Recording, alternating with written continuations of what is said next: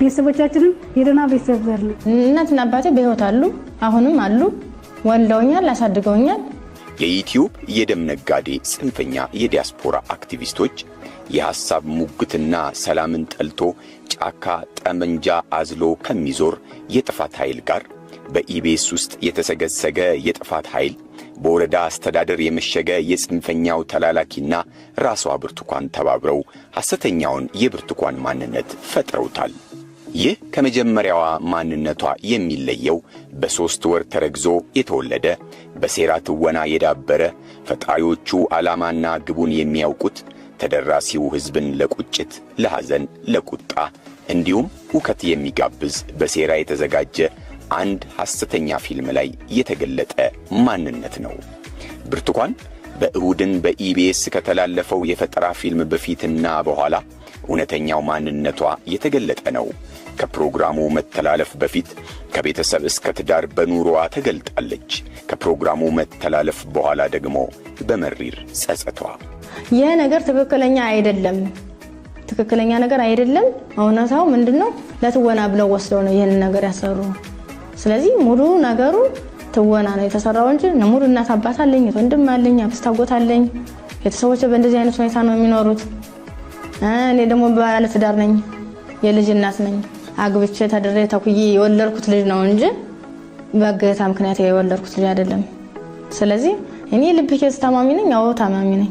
ሌላ ነገር ግን የለም ብዬ እዚህ ጋር መዓዛ መሐመድ፣ ተስፋዬ ወልደ ስላሴና ሌሎች የዩቲዩብ የደም ነጋዴዎች በየዋህ ኢትዮጵያውያን ሴቶች ላይ የሚቆምሩትን የጭካኔ ቁማር ማንሳት ያስፈልጋል። ብርቱካን ለሴራ ድርሰታቸው የተዘጋጀች ተዋናይ ነች። ከትወናው በኋላ ትዳሯ፣ ሕይወቷ፣ ልጇ ጉዳያቸው አይደለም። አንድም በፌዝ ደውለው ተዘባብተውባታል።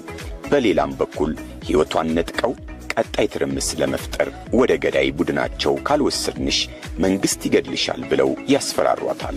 ከብርቱካን ስልክ የተገኘውን ማስረጃ እንመልከተው። እህቲቱ እየሰማሽ ነው? እህቷ ሲሙን ተብረሽ ታይ እሺ፣ የምትፈልጊያት ከሆነ እሺ። ሰፈር ሄሎ አቤት። አርቲስቷ ሰፈር ልብና፣ እንዴት ነህ? ደህና ነሽ? እግዚአብሔር ይመስገን። ህዝቡን እኮ ያነጋገርሽ እኮ ነው። ግማሹ አንቺን ይደግፋል፣ ግማሹ ይሄ ነገር ውሸት ነው ይላል። ማርያምን አዎ፣ ሙሉ አካል እያለኝ ያደራ እንደው ልመና ተወጣ። አያሳዝንም? ህዝቡ እንደዚህ ተጎድታ ብሎ ውስጡ እያዘነ እያለቀሰ እኔ ሉላ አቅፋት ስታለቅስ ማለት ነው። ለሉላ አልቅሻለሁ፣ ለልጅቷ ሳይሆን እውነት መስላት እንደዚያ በመሆኗ ለእሷ አዝኛለሁ።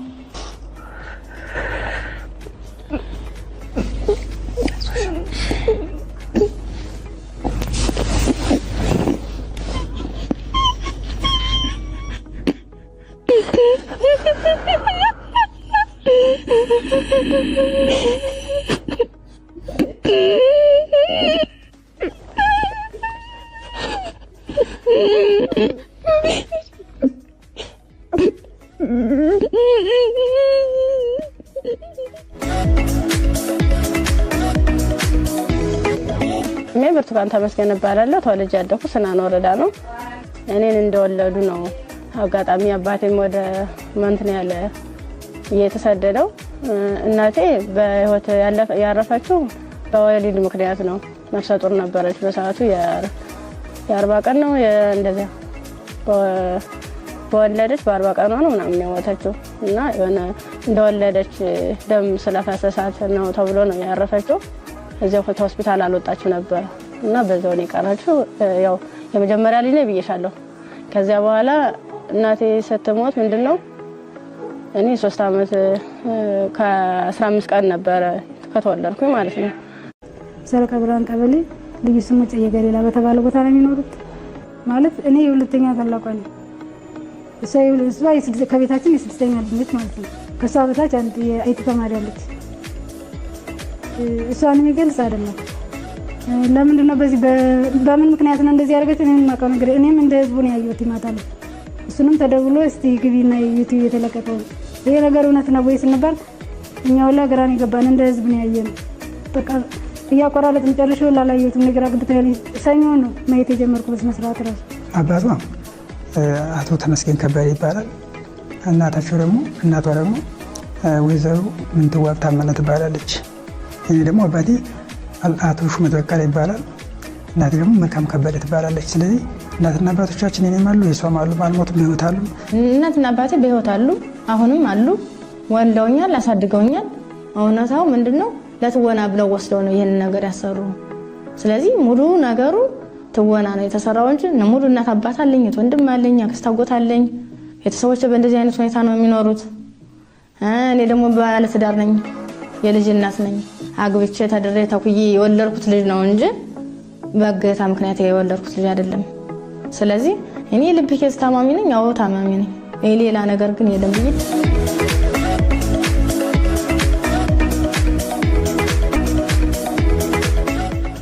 ብርቱካን ይኸው ምስራቅ ጎጃም ሁለት ጁነሲ ወረዳ ሰረቀ ብላ ቀበሌ ነው ተወልዳ ያደገችው። እሷ ቤተሰብና የኔ ቤተሰብ እዛው አንድ ደብር ላይ ነው ያሉት። ከዛ ጀምሮ ቤተሰብ ሰላም ነው፣ እነሱ በደንብ ይግባባሉ። ከዛ በኋላ እሷ ከኔ በኋላ ወደ ኋላ ትሆናለች። እሷ ትምህርቷን እየተማረች ሞጣ የሚባል የተማረች ከ8 እስከ 12ኛ።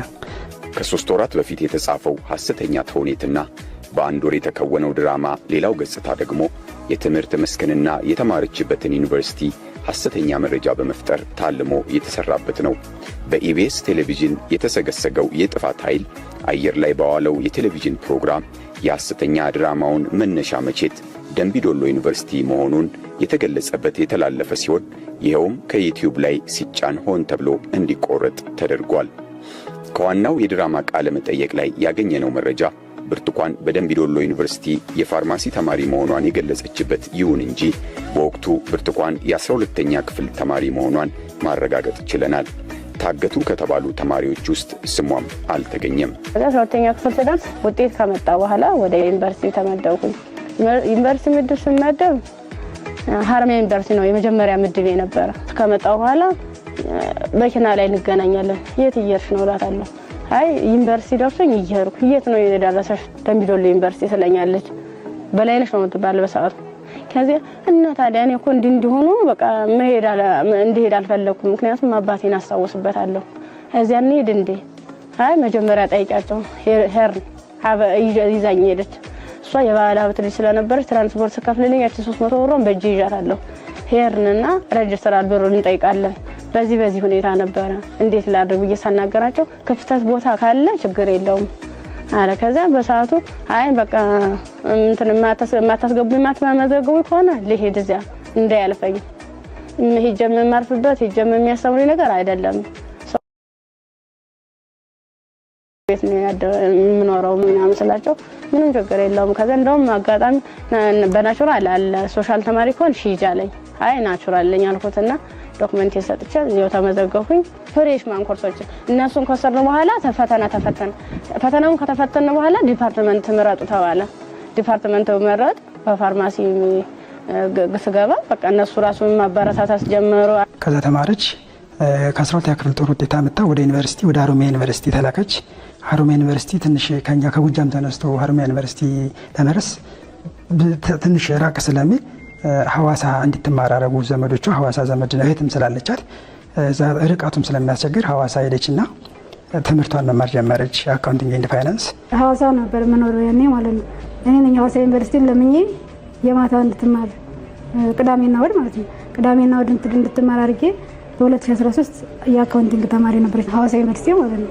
ዩኒቨርሲቲ ቢሆን የሄደችው ደምቢዶሎ አልነበረም።